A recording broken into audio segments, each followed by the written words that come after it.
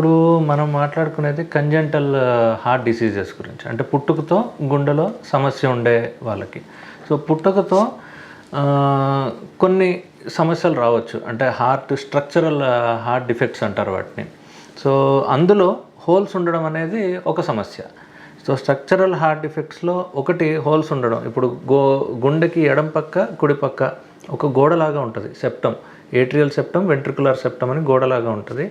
అందులో కనుక మనకి హోల్స్ ఉంటాయి కనుక అది ఏదైతే కర్టెన్ లాగా ఉంటుందో, సెప్టమ్ లాగా ఉంటుందో అది సరిగా ఫామ్ అవ్వకపోతే ఈ లెఫ్ట్ సైడ్ గుండె రైట్ సైడ్ గుండెకి కమ్యూనికేషన్ ఏర్పడుతుంటుంది.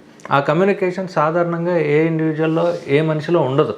సో ఆ కమ్యూనికేషన్ ఎప్పుడైతే ఏర్పడుతుందో అది ఒక అబ్నార్మాలిటీ. సో దాన్ని కరెక్ట్ చేయాలి. ఆ కరెక్ట్ చేసే దాంట్లో మనం ఎట్లా చూసుకుంటామంటే ఆ హోల్ ఉండే ప్రదేశము, ఆ హోల్ సైజు, ఆ హోల్ కాజ్ చేసే ఎఫెక్ట్స్ని బట్టి మనం సర్జరీ అనేది ప్లాన్ చేసుకుంటాం. కొన్ని రకాల హోల్స్ స్పాంటేనియస్గా మూసుకొని పోతాయి. కొన్ని రకాల హోల్స్కి ఇమీడియట్గా సర్జరీ అవసరం పడవచ్చు.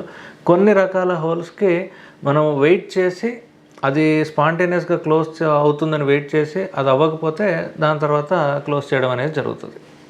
కొన్ని రకాల హోల్స్ చైల్డ్హుడ్లో మిస్ అవుతాయి. మిస్ అయినప్పుడు మళ్ళీ ఎప్పుడో 30 ఏళ్ళకో 40 ఏళ్ళకో మళ్ళీ అవి మనకు రెగ్యులర్ చెకప్ ద్వారా కానీ ఏదైనా సిమ్టమ్స్ ద్వారా కానీ మనకు తెలుస్తాయి. అప్పుడు మనం ఎలెక్టివ్గా క్లోజ్ చేయడం అనేది జరుగుతూ ఉంటుంది.